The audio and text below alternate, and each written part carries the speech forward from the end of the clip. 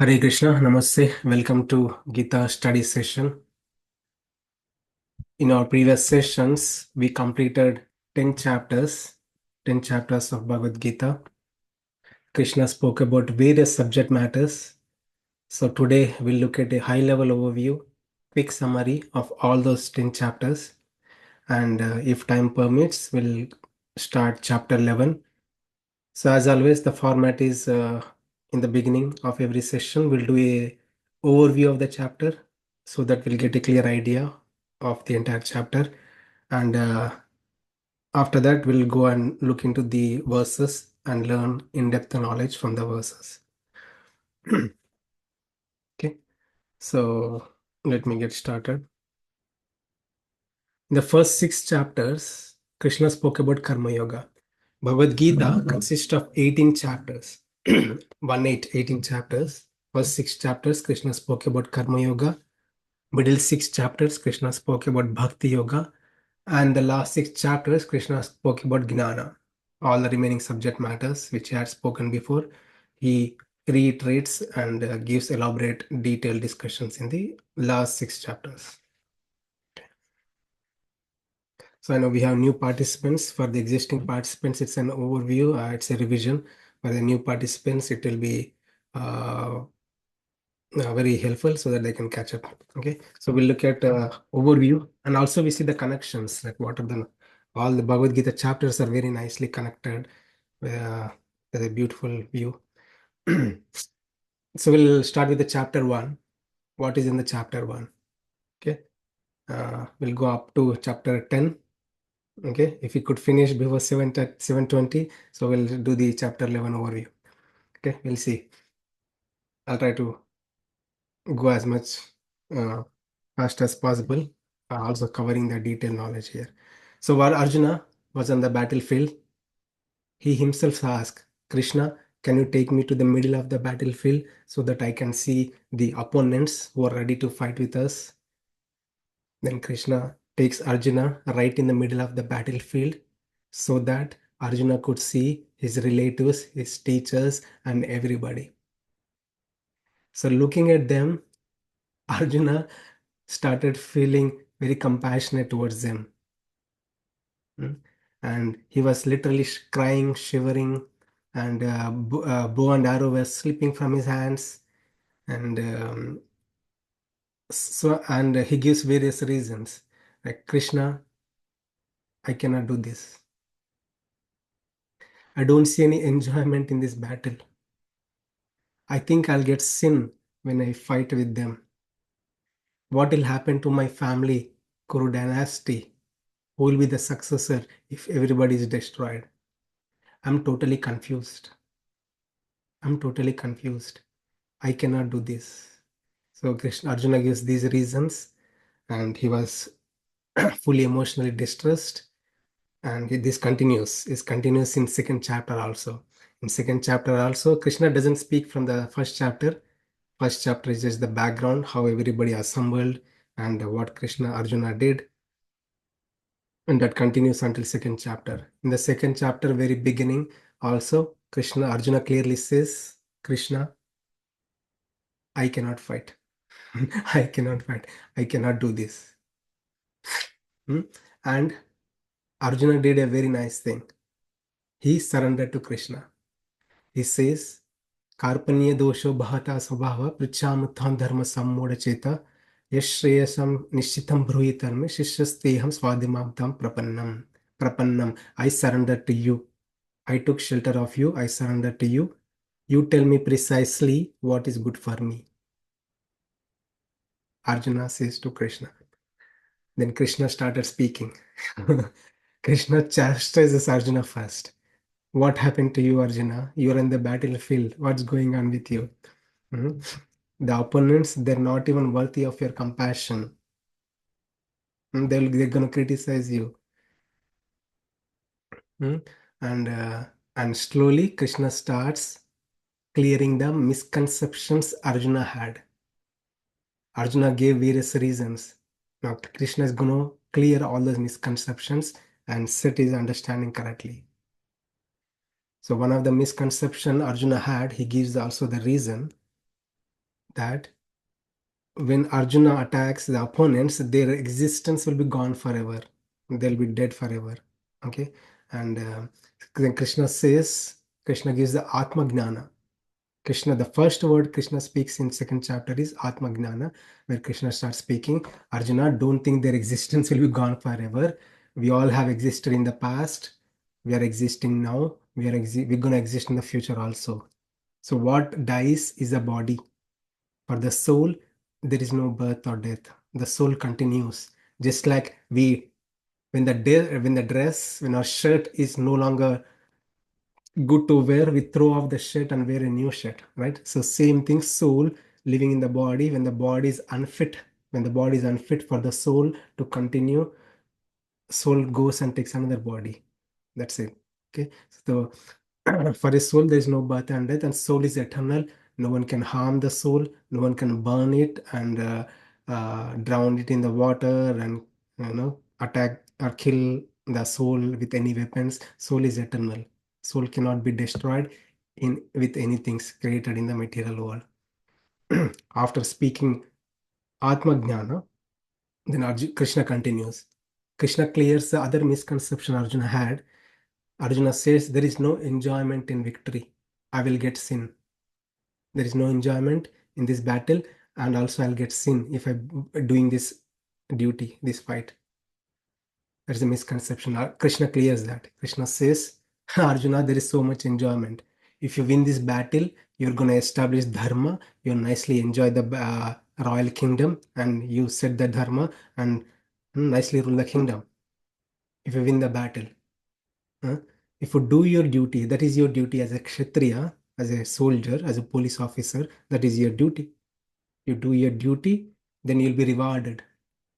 You'll be rewarded in this current life. You'll be rewarded with nice kingdom.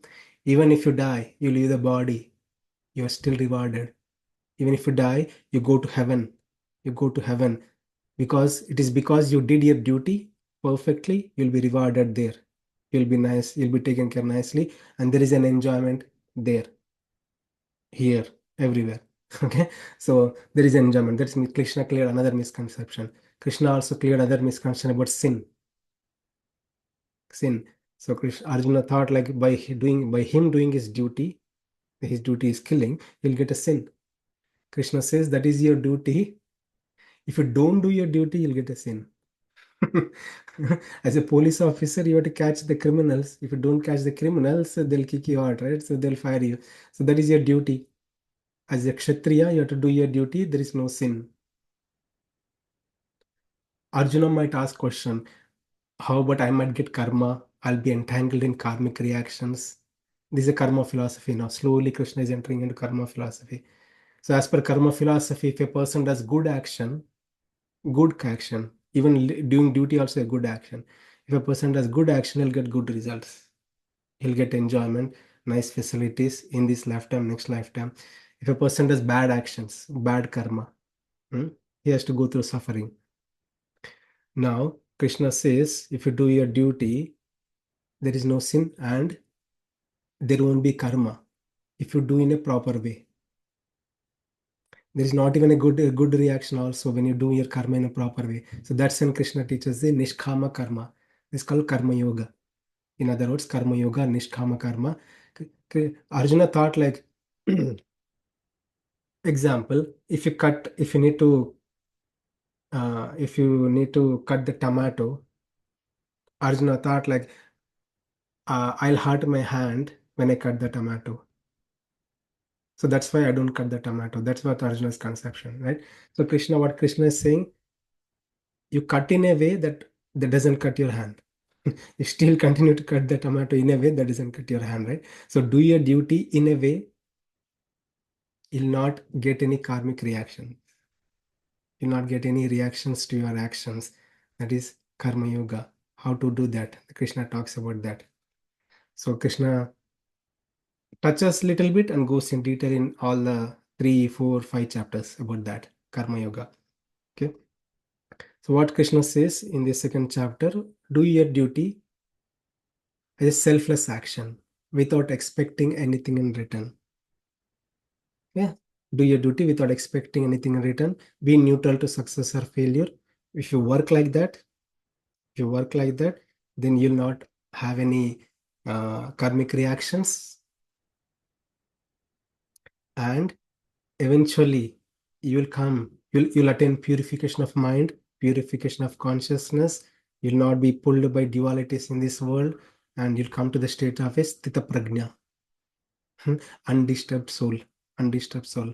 So Arjuna asks, what are the symptoms of a yogi who is undisturbed? Then Krishna talks about the sthita prajna. Even though he's living in the world, he's not disturbed by anything. Hmm? He is like a gnana yogi. This is a stage of a highest stage of a yogi. Even though he's living in this world, he's not disturbed by any dualities. Uh, he's not disturbed by happiness or distress or anger or any dualities. He remains calm and peaceful. He is like a yogi. He come to the eventually he'll come to the state of a gnana yogi. So that is second chapter. I know today's session will be too content heavy. So if you are new, please try to grasp as much possible. There are so many details to it. I'm touching high level. So first chapter, there's the background. Second chapter, Krishna starts speaking, and Krishna addresses the concerns of Arjuna and clears the misunderstanding of Arjuna, and this discussion continues. Krishna teaches Atma Jnana, knowledge about soul, Karma Yoga, Sakama Karma, Nishkama Karma, and by doing so, one attains come to the path of a Gnana Yogi, a self-realized soul. Right? In the third chapter, Krishna here also addresses the other concerns of Arjuna about the karma kandic rituals. Okay. Now, third chapter starts with a question again. Arjuna asks this question: Hey Krishna, if my goal being in this world, if my goal is to attain self-realization, gnana, then why are you engaging me in this battlefield? Why can't I go and work towards liberation? Why should I fight here? This is what we see in this world, right? If I need to become a doctor, then why can't I just directly go and join the medicine? Why should I start from kindergarten? People ask, right? Right? So yeah, there's a process to go. If you want to go do a medicine, then there's a process to become a doctor. He has to do medicine, and there is a process, right? Even from the kindergarten, he has to study and go through all those things. That's what Krishna says. To become a yogi, one has to do karma. Karma is not an option. Everybody has to do karma and karma yoga. Okay. Um, Krishna talks about importance of karma yoga in third chapter. Third chapter, importance of karma yoga. Hmm? What was Arjuna's question? He was saying like, why are you engaging me in this battlefield? Why can't I go and work towards liberation? Krishna says, no, no, no. You sit and work. Continue to work. Everybody has to work. And Krishna says, the whole system I created in entire cosmic existence in such a way everybody works. Everybody has to work. Okay, so the entire cosmic existence, the demigods also work. They give the rains and the grains and everything, and the people who also do the farming and take the food, and it's a cycle process, a cyclic process. Everybody works, and many details there. The If a person has to fulfill a desire, he can do some rituals, some pujas and offerings to the demigods. They'll fulfill the desire. So Krishna talks about all these things, the system he made, so that there is a harmony in between demigods and the entire cosmic existence. Okay, and where this is where Krishna says, if you think, if you think you're not qualified for a karma yoga, you're not ready to do karma yoga, you take up the path of karma khanda. This is like ritualistic life, and don't do adharmic ritual, adharmic life. Do a dharmic life. Live a dharmic life and live like this, right? Um, and if you think you're qualified to do karma yoga, like detachment from the worldly duties, and working with proper mindset, proper consciousness for the pleasure of Krishna without getting attachment to the worldly things. So if you work like, if you think you are ready to work like a karma yogi, you can do so. Krishna gives example here. Krishna gives example, even the self-realized soul, that is Janaka. Janaka is at the highest platform, but he still perform karma yoga. And the daily duties he continues to do. And even though he was doing all these things, he was totally detached. Totally detached. Okay, so that is a state one should get. That is third chapter. Arjuna was little perplexed. He asked the question again. Not doesn't ask the question, but looking at the face of Arjuna, Krishna says a very beautiful thing. Arjuna, don't think this is the first time I'm teaching all this to you. I have taught this to many people in the past. Many people in the past. Most recently, I spoke this knowledge to sun god Vivaswan. Vivaswan is a sun god, uh, is a son of Manu, and he propagated this science of God consciousness or Bhagavad Gita in a disciplic succession, and many people lived a successful life. Over the time, the practitioners are gone. That's why I'm teaching it to you. I'm teaching it to you again. That's when Arjuna asks this question. Oh, really, Krishna? You were there that time also when Sun God was there, and you were. I can see you in front of me, like from your childhood. I know you, but were you there, like in the beginning, like millions of years ago? How can I understand that? That's when Krishna teaches. Ajopisam avyayatma Ishwar Ishwar bhutanam ishwaropi prakriti swamadhisthaya sambhavami atma mayaya. Even though I'm Aja, Aja means unborn, unborn. Avyayatma, like unperishable nature. Even though I'm unborn, unperishable, I take birth. I descend. I descend here. I descend. When I descend for a purpose, says Krishna. So what is the purpose, Krishna? Can you tell me? Yes. Yada yada hi dharmasya glanirбhavati bharata. Whenever and wherever there is a decline in dharma and dharmic principles, when there is an inclination in adharma, people are becoming more and more adharmic, living a abominable life. Krishna says that is the time I descend. When I descend in my original spiritual body. I descend in my original spiritual body. There is no change in my body. And Krishna also says, what is the purpose? One may ask the question, what is the purpose, Krishna? When you come, what you do here? Paritranaya sadhuna vinashaya cha dushkritam dharma samsthapanarthaya sambhavami yuge yuge. Hmm? Vinashaya cha dushkritam, to annihilate the miscreants, to punish the miscreants, to put the adharmic people into the dharmic way. I come, that is the first duty, and punish the miscreants, and the first thing. And second thing is, the most important thing is, paritranaya sadhunam, to protect the devotees. That has two meanings. The one meaning is uh, the good people, pious people who are really living a nice religious life. Krishna is saying, if they are being troubled by other sources, evil forces, I'll punish those and protect these people. That is one thing. Second meaning is, there are great devotees of the Lord who are very eagerly waiting for the Lord. They are great devotees of the Lord who are eagerly waiting for the Lord. They want to see the Lord. They want to be with the Lord. They want to experience the God, Krishna. So we can see in the pastimes of Lord Rama, when Lord Rama appeared, there many rishis and many people got the uh, opportunity to be with Lord Rama. Same thing with Krishna also, right? So Krishna comes for that purpose. To establish Dharma, Krishna can just think about it and do. Sankalpa Matrena, just by thinking he can punish everybody.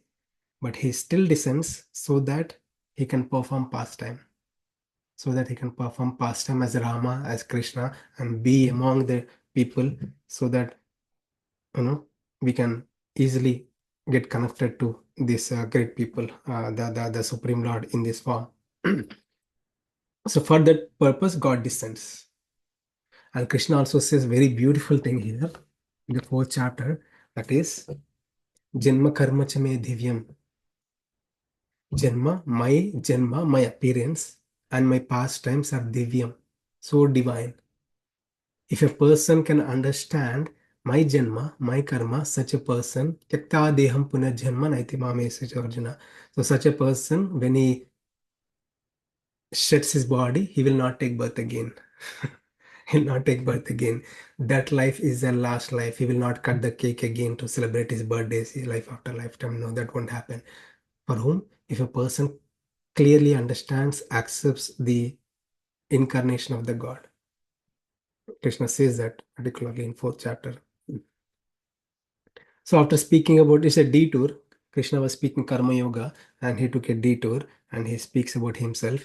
And next he continues in Karma Yoga topic. Okay.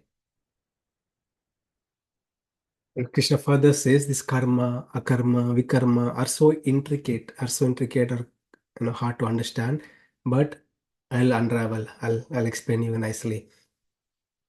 Okay. So this karma means like any duty, any action we do. Eating is a karma, sleeping is a karma, you know, working to earn money is a karma. Anything we do is a karma. Talking is also a karma. Any action is a karma. Okay. Vikarma. So the karma here refers to the actions which are given in the scriptures. Hmm? Like dharmic duties, pious actions. Right? That is karma. Karma has many meanings though. So there is a vikarma. Vikarma is prohibited action. One is not supposed to kill some other people. One is not supposed to intoxicate. uh, One is not supposed to harm others. So many things, right? All adharmic things, we all know, all adharmic things, sinful things. Even the US government or any government, they put those adharmic people in jail. Right? Simple. Those are adharmic duties. So that is vikarma. Akarma is neutral action. For action, there is no reaction to an action. So this is so detailed. We have to reflect upon. If I do good action, like if I help someone, if I supply water to someone, if I supply water to someone, just an example, water to someone, I donate water to some people who are in need. Okay. I'll get a good result. This is a karmic reaction. This is a karmic reaction. I'll get a good result. Right. So the good result is I'll be nicely supplied with water in this lifetime or next lifetime. That's a good result. Hmm. That's it. That's a good result. That is karma. When we do karma, we'll get good result, reaction to our action. Akarma means when I do the same action with proper mindset, I will not even get the good reaction. That's what we want. We don't want good reaction. We don't want bad reaction. If I don't have any karmic reactions, we are eligible for liberation. That's the important thing. Hmm? If we accumulate good actions, good karma, sometimes people think like I do humanitarian works, then by such actions we'll get good karma. If we get good karma, we have to take birth again to enjoy the good results, all that with all the nice facilities. But for a yogi to attain liberation, he doesn't need good karma or bad karma. His karma has to be zero. Karma balance has to be zero, nullified, right? So Krishna talks about this karma, akarma, vikarma in detail.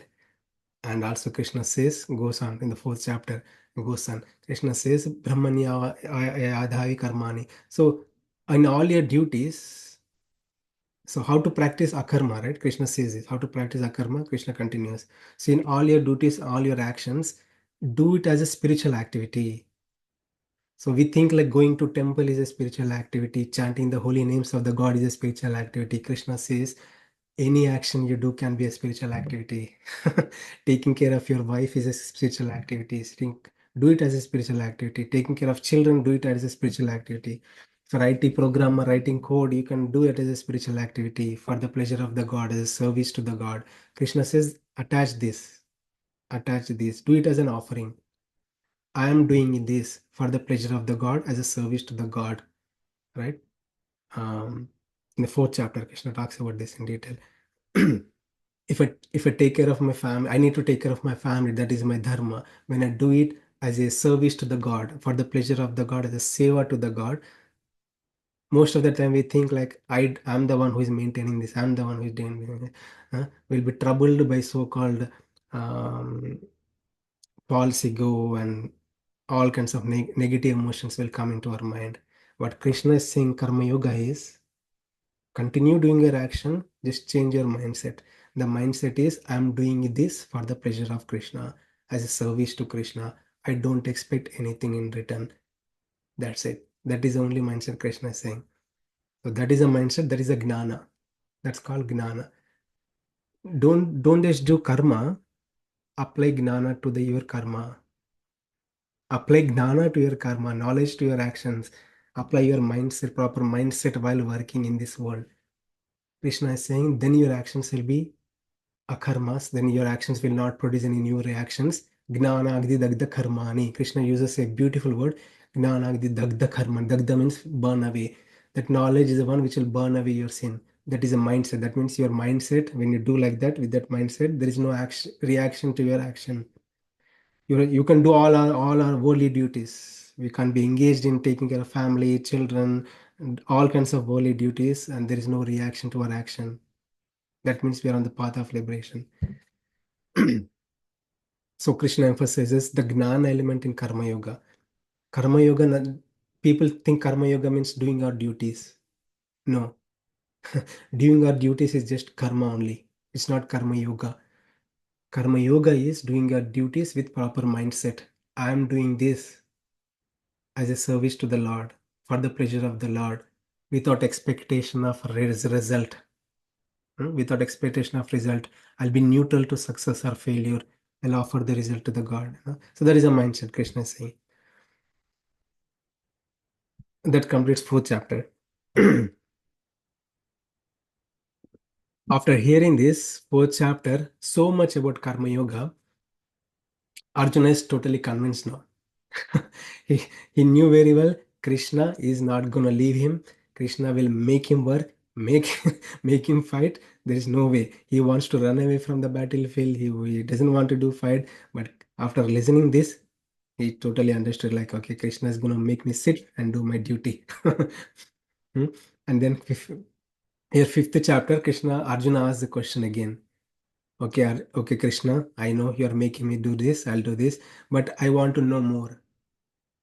I want to know more. I heard this Gnana, the path of Gnana, which leads to self-realization, liberation, and the Karma Yoga that you are teaching. Which one is more beneficial for people in general? Which one is more beneficial? Krishna is saying the path of Gnana Yoga, the path of self-realization, which involves renunciation, one has to renounce. Hmm? But one can renounce when one has a purity in mind. Otherwise, the renunciate goes to Himalayas, but he still thinks about all his worldly things. What is the use of such kind of renunciation? Krishna also touches in third chapter about that. What is the use of such kind of renunciation where his mind is not ready? When the mind is not ready, Krishna is saying, be in the world, take the path of karma yoga. When you have your purification of mind, when you are totally detached, then you can think about it. Otherwise, for you as a kshatriya, you have been doing karma from the long time. It is hard for you to detach, right? It's hard for you to detach and renounce and go to forest. It's impossible for you. Okay, for you and for all of us who have been practicing duties daily or doing our duties, Krishna is saying you continue your duty. And Krishna says very nice thing here in the fifth chapter, beautiful thing here. If you can work, if you can be in this world, work in this world, you're considered a renunciate. You're still considered a renunciate. Nitya sannyasi. Krishna uses the word Nitya sannyasi. How is that, Krishna? How can I be a Nitya sannyasi? I know sannyasi means like someone who goes to the forest and lives in the forest without any food and without anything, austere life. Such a person is a renunciate, we say. That's the conception we all have. But Krishna in fifth chapter saying a karma yogi, a karma yogi is also a renunciate, is also a considered renunciate. How is that so? He's doing all his worldly duties, but he's not doing for him. He's not doing for himself. He's living for a highest purpose. His life is for a highest purpose. I'm doing it for the pleasure of the God, as a service to the God, seva to the God. I'll be neutral to any success or failure. I consider it as God's plan. I'll still do my duties. Krishna is saying, if you can do that with this mindset, you are considered a sannyasi, nitya sannyasi. You are unaffected. You're unaffected. It takes time. It is a practice. It's not like overnight we get to the stage. But if you start practicing being a yogi, karma yogi, then one can feel that. Okay. So Krishna is saying, if a karma yogi is also considered a sannyasi, a renunciate. Can you give me example, Krishna? Krishna says, yes. Lotus flower. Lotus flower, it lives in the water, it stays in the water, but it is untouched by water. Untouched by water, right?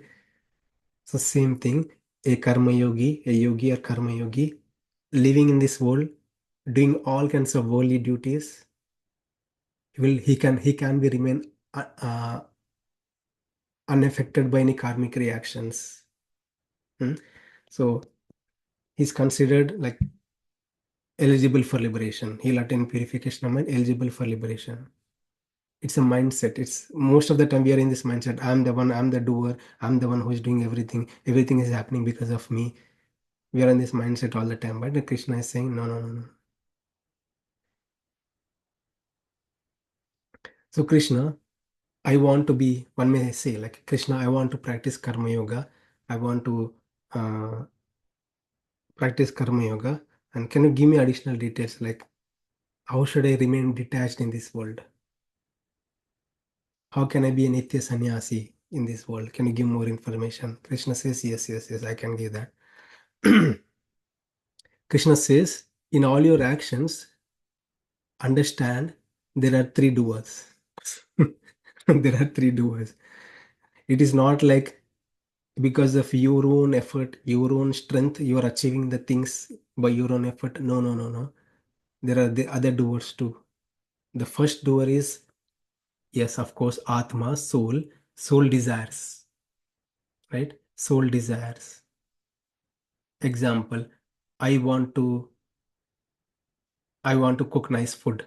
Just some example. I want to cook nice food, right? Soul desires, right? For the soul to function, the soul has to cut the vegetables and put on the stove and mix it and watch YouTube videos and recipes and all the things he has to do, right? So there is other person also is helping the soul to function. That is Prakriti. That is Prakriti. That is material nature. It's not just the nature which is outside. We are influenced by nature of which is of three modes: mode of goodness, passion, ignorance, sattva guna, rajoguna, tamoguna. So the prakriti propels us to work according to our mindset, according to our habits, and prakriti propels us to action in a certain way. That is other doer. There are so much details into it. Krishna talks about in 14th chapter. We also spoke about it in our previous sessions also. Many details and about the prakriti, how it propels us. It makes us function, right? Yeah. So other doer is the Paramatma himself, the Supreme Lord who resides in the heart of everybody, and he is the one along with prakriti make us function, make us cut the vegetables and cook the nice food. But the problem in this world is when I'm cooking, I think like I am the one doing it with my own effort. I am the one who invented this recipe, world's best recipe in the world. We try to take the credit for ourselves. What Krishna is saying, no, no, no, no. Understand there are other doers too. Gain the knowledge about those doers. If you see from that perspective, you don't take the credit for yourself. It's a teamwork. It's a teamwork. Okay. So when you have that perspective, you'll be slowly developing detachment. Don't take credit for yourself. You'll be freed from false ego, freed from false ego, and you'll attain purification of mind. Most importantly, you'll come out of I and my zone, ahankara, mamakara. I and my zone. I did it because of thing, right? In my own effort, and I should enjoy the result, right? This is the mindset we all have mostly. Krishna saying, if you work with this understanding, there are other doers who is making you function. If you have that understanding, you'll be freed. You'll have a clear understanding what is happening in your life. Hmm? So one attempts say purification of mind comes out of I and my zone, and Krishna adds here in the fifth chapter. There one may say like yes, Krishna, it's easy to hear, but how to practice? Can you tell me practical things? Hmm? Krishna has been telling all the practical things. There's one important thing is senses. The senses are so powerful. The sense of eyes, sense of ear, sense of taste. They always pull us left and right. Right. So Krishna is saying you need to start controlling the senses. If you have good control of the senses, good control of the mind, then you can easily practice the karma yoga I'm teaching. Right. So for that, you start meditation, dhyana. You think about the try to you know practice the process of meditations. And that's the seed for the next chapter, Dhyana Yoga. Krishna goes in detail about the different stages of dhyana. I'll speed up a little bit now. In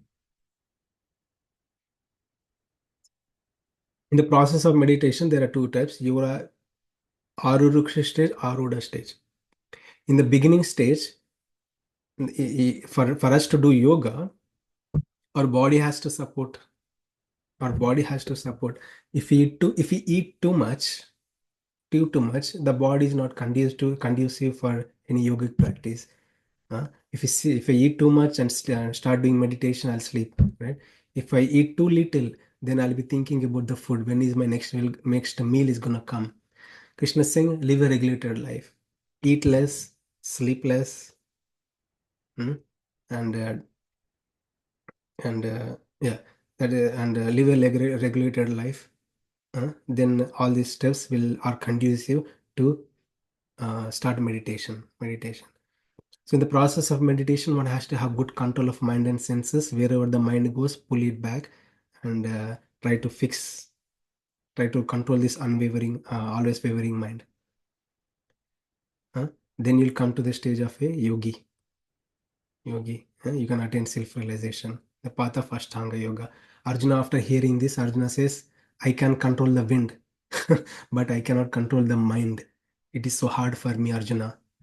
Hard for me, Krishna. So Krishna says, I know it's hard, but you need to practice. You don't have a choice. Then Arjuna immediately asks this question: what is the destination of a person who is practicing this yogic practice, meditating on the self, and he couldn't able to attain self-realization? What happens to that unsuccessful yogi? Unsuccessful yogi. Krishna says, if a person is unsuccessful, if he has good control of mind and senses, I'll give him heavenly planet he can enjoy. And if he make good advancements, if he makes good advancements, I'll put him in a nice family where he can continue his yogic practice. This is about meditation exercises. Okay, it's not about bhakti. After hearing this, Arjuna totally understood that this is not going to work out for him. Krish- Krishna, this is not for me. Right? Looking at his face, Krishna says, okay, okay, don't worry. I'll tell you the another easy path. I know the path of Gnana and Ashtanga Yoga is hard, but I'll tell you the path is Bhakti Yoga. That's where the Bhakti Yoga comes in the 6 to 12 chapters. Bhakti means love. Bhakti means love. We all have the love, so-called love towards many, many things. When the same love, when it is towards the God, that's called Bhakti Yoga. When the love is intensified, that is Bhakti Yoga. Okay, so for us to develop love towards the God, it's not so easy. It's not so easy. One has to have good understanding about the God. Who is God? Who this God is? What is the purpose of this God? What is this God doing to me? Huh? What is the purpose of God? What is my relation with the God? When we have good knowledge about all these things, bhakti sprouts, naturally sprouts. So Krishna talks about seventh chapter. In the seventh chapter, Krishna talks about himself. Seventh, eighth, ninth, tenth, everything Krishna talks about himself. Nicely boasting about himself. Krishna says, earth, water, fire, air, ether, all these material things emanated from me. ಭೂಮಿರಾಪೋ ಅನವಾಯು ಖಮ್ಮನ ಬುದ್ಧಿರೇವಚ ಅಹಂಕಾರ ಐತಿ ಅಮ್ಮೆ ಭಿನ್ನ prakriti rashtara. And also the the souls, the living entities. First, Krishna spoke about dull matter, that which doesn't have consciousness, and that which has consciousness, that is soul. And Krishna says, superior to that, there is Ishvara. Ishvara. Hmm? Matta paratram na anyat kinchidasti dhananjaya. There is nothing superior to me. So we see in this world, it's practical, right? We see with our own eyes, we can see, yes, there is dull matters here that doesn't have consciousness. There are there are objects here that have consciousness, the living entities, any living entity that has consciousness. We can see that, we can understand that, right? And superior to that, there is one more entity, that is God, Ishvara. That's where Krishna starts speaking about himself. That is Ishvara. And this Ishvara is so much integrated into this cosmic existence. Krishna says, gives an example. Krishna, can you give me an example how you are integrated into this entire cosmic existence? Krishna says, as a necklace. Think about a pearl necklace. Pearl necklace. So if you see a pearl necklace, all the pearls are nicely connected to the thread. All the pearls are nicely connected to the thread. Thread is the one which is sustaining all the pearls. When the thread is removed, the pearls cannot stay. The same thing Krishna is saying, he is integrated into this entire universe, entire cosmic existence, into the heart of every living being, everywhere and everyone, everything. Krishna is so much integrated like a thread in the necklace. Okay, Krishna, if you are so, why can't I see you? Why can't I perceive you? What is that which is blocking me to attain that vision of you? Krishna says, Maya. Daiviyesha gunamayi mama maya dhuratya mameveye prabhadyante maya metam tarangate. So this Maya, it is so hard to overcome. When you surrender unto me, when you take shelter of me, I am the one who clears the Maya. I'll clear the misunderstanding. When you take shelter of me, I clear this Maya, then you can understand me. We can truly understand me. Oh, that's cool, Krishna. That's so cool. It's so easy, right? No, and Krishna says, no, no, no, not everybody surrenders so easily. Then Krishna categorizes into two groups, Sukritina, Dushkritina. Sukritina means pious people who has done pious activities in past lifetimes. And Dushkritina is like impious people, adharmic people, or who lived a dharmic life in past life. There are four categories. Four categories: Dushkritina, pious people, four categories of Sukritina, right? So this Dushkritina, they don't accept God. No matter what, they don't accept God. They don't want God in their life. But slowly, when they associate with good people, they'll accept God. But their conception is there is no God. I don't want to be in the godly life. I don't want God in my life. Right? Dushkritina. Krishna doesn't speak much about them. Later, Krishna speaks about them in detail about them. But Krishna focuses on the Sukritina, the pious people who go to the God, who accept the God, who take shelter of the God. They are four. Ardo, Ardhardi, Jignasu, Gnani. One who is in distress. One who is in distress, he goes to the God. One who is a wealth seeker, he wants something to attain from, fulfill his desire. Wealth seeker, Ardhardi, he goes to the God. Jignasu, one who is interested in self-realization to know like what is this thing, what is this universe, I want to attain self-realization. That person also goes to the God, approaches the God. Other thing is Gnani. Gnani also means like a self-realized person. Other meaning is like a devotee, to keep it simple. Such a person who goes to the God for out of love. Out of love, he goes to the God, right? So Krishna says, out of all the four categories of people, the person who comes to me out of love, such a person is very dear to me. I love him because he loves me. He's a Mahatma, says Krishna. And Krishna ends this chapter, 7th chapter, by saying, if a person thinks about me, meditates on me, remembers me, even at the last minute of his death, he will come to me guaranteed.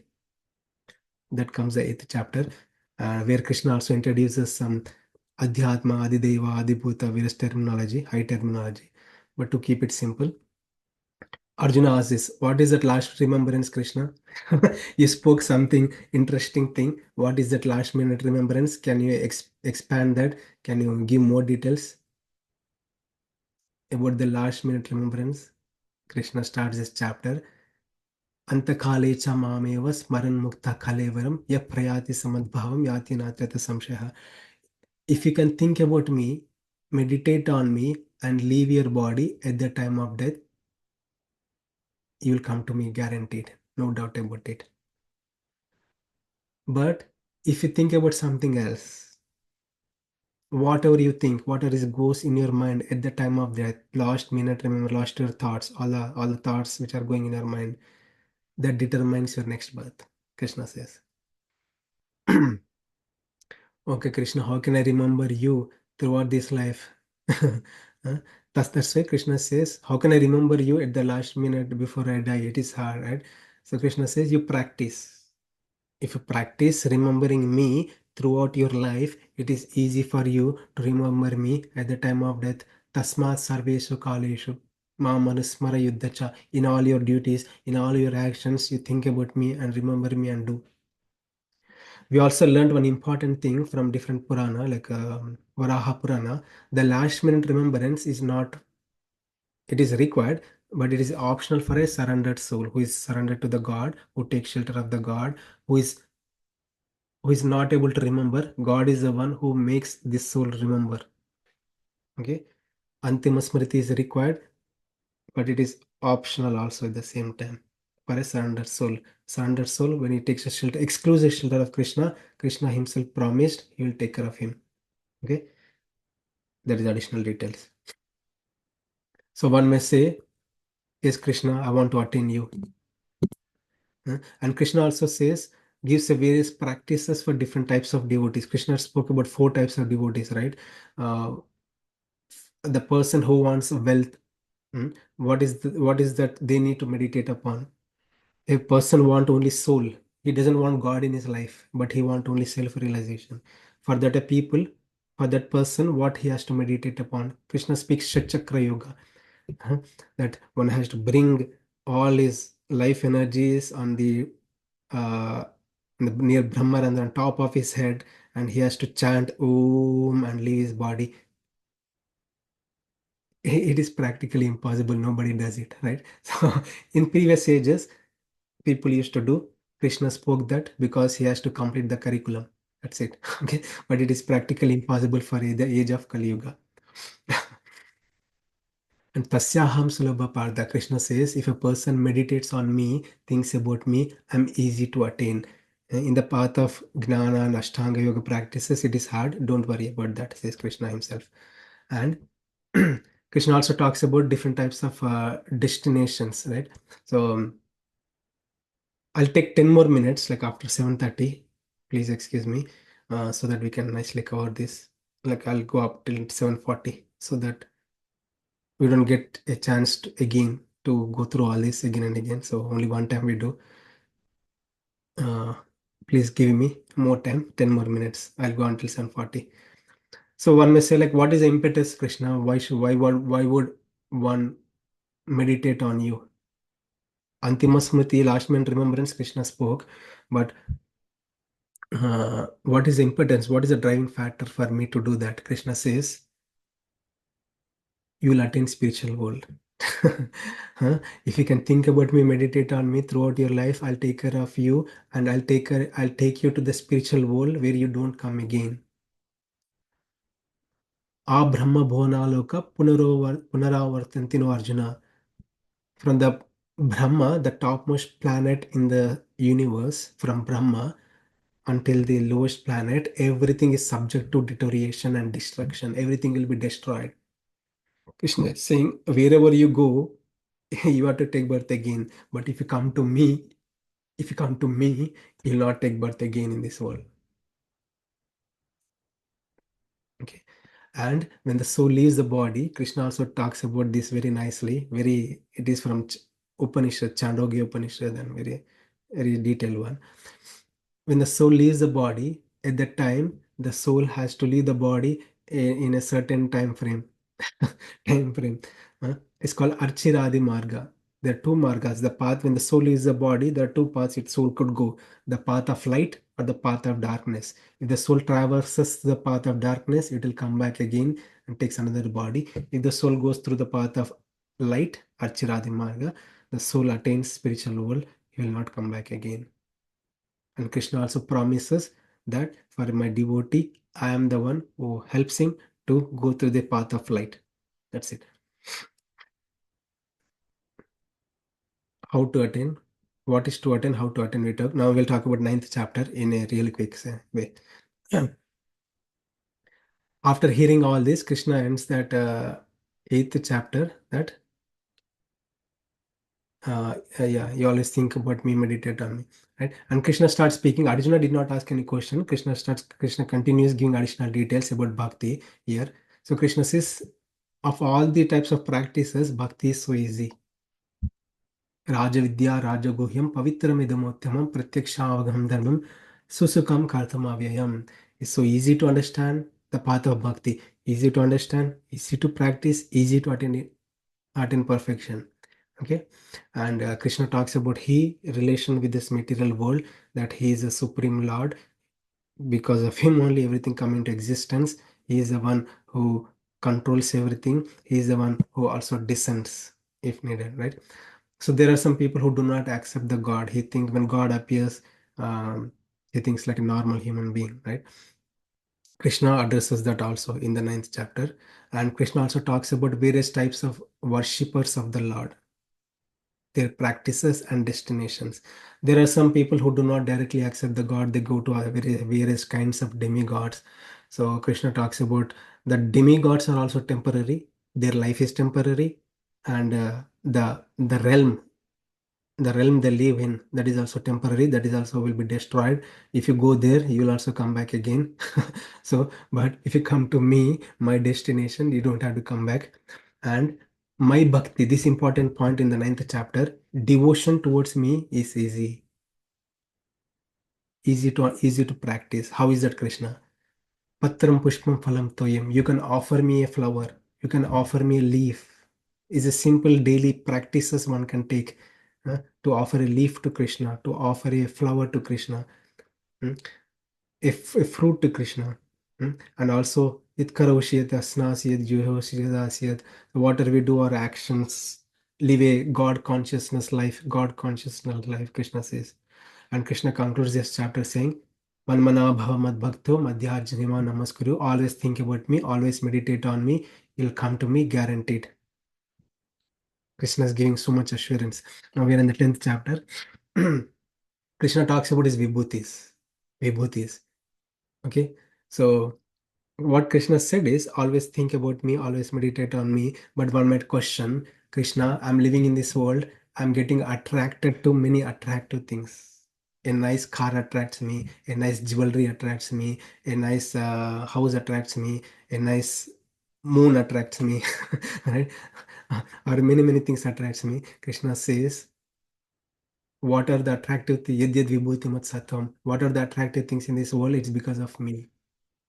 One may say, like, I'm getting attracted to a great movie celebrity who is a good singer, who is a good dancer. Example, a good dancer. I'm getting attracted to a movie celebrity is a good, known for his good dancing skills. Krishna is saying, if a person can dance like that, that is because of my vibhuti. I'm the one who is empowering him. I'm the one who is giving the skills for him to dance. You don't need to get attracted to the person, get attracted to me. Right? So, so for us to gain that knowledge, Krishna gives various examples from scriptures, and Krishna says of all the, he takes a group, one group. Krishna says of all the types of trees, I'm banyan tree. Of all the types of demigods, I'm Lord Indra. Krishna takes a group and picks a prominent thing. Krishna takes another group and prominent thing, and he gives various examples. But throughout all examples, the theme is common. Krishna says, if something is attractive, or someone is attractive, some has dancing skills, singing skills, or any attractive skills, it is all because of him, his vibhutis. He is the one who is making them function. He is the one who resides as Paramatma in their heart, and because of him, everything functions. And very nicely, Krishna talks about Chaturshloki Bhagavad Gita, but I'll skip. We don't have time for this. Okay, just 31, right? Okay. Um, Before speaking his vibhutis, Krishna talks about uh, in the beginning, he says, no one can truly understand Krishna, but if a person can surrender to Krishna, can gain understanding about Krishna, okay, gain understanding about the God. And Krishna says, if a person is the beginning stage, if a person, Krishna sets up the first thing is, my devotees always think about me, meditate on me. If a person in the beginning stage, he doesn't have no attraction towards Krishna. Krishna says, if a person practice, I am the one who is sitting in the heart. I become a light and remove his darkness, remove his covering. I'll make sure he thinks about me, he meditates on me, he'll come to me, he'll attend me. If it's a love has to be a two-way. Love has to be two-way. Bhakti, the process, love has to be two-way. If the love is just one way, God is not reciprocating, then there is no perfection, right? So our effort and God reciprocation has to go hand in hand. When that happens, Krishna himself says, he personally living in the heart. He's the one living in the heart. He knows everything. He's the one who puts us in the right direction if we take steps towards him when we want to take the path of Bhakti Yoga. There are other paths also there, the Ashtanga Yoga practice, that is individual effort. But when we take up the path of Bhakti, it becomes God's responsibility to take us to the right path. Okay. So I spoke about Vibhuti, all Vibhutis, and also spoke about this beautiful section in Chaturshloki. And that completes the 10 chapters. We had a overview of all the 10 chapters. After hearing Vibhutis of Krishna, Krishna asks Arjuna, after hearing all the Vibhutis of Krishna, Krishna gives various examples, right? Arjuna want to see. I'll quickly, in 2 minutes, I'll end this. Okay. This is the 11th chapter, Vishwarupa Darshana Yoga. Here Arjuna asks, Krishna, you talked about you are the one who created this, you are the one who maintaining this, you are the one who is destroying this, you are the one who is so much ingrained and integrated in this cosmic existence. I want to see. I want to see with my own eyes. So Krishna says, you cannot see with your own eyes. I'll give you the divine eyes. You can see. Then Krishna gives the divine eyes. Arjuna sees everything, and Arjuna surrenders to Krishna, knowing his glories. And Krishna says finally, I'm showing no one. It's very rare to see me in this form, and it's very rare to attend me. Bhaktya Swananya Sakya Ahameva Vida Arjuna. I can be known only by bhakti only, devotion only. Okay, right on time. So next session we'll go in detail. So this chapter is not too technical. It's not like very yogic paths, and it's just a conversation, and we should be able to finish this chapter in like 3 sessions, mostly 3 to 4 sessions. We can quickly finish it. And the 12th chapter is like quite technical, and we can go in detail.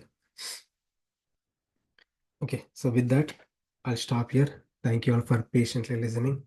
I hope you have gained some info. Thank you all very much. Hare Krishna. If you have any thoughts and sharings, questions, please feel free. This is the time. Thank you. Hare Krishna.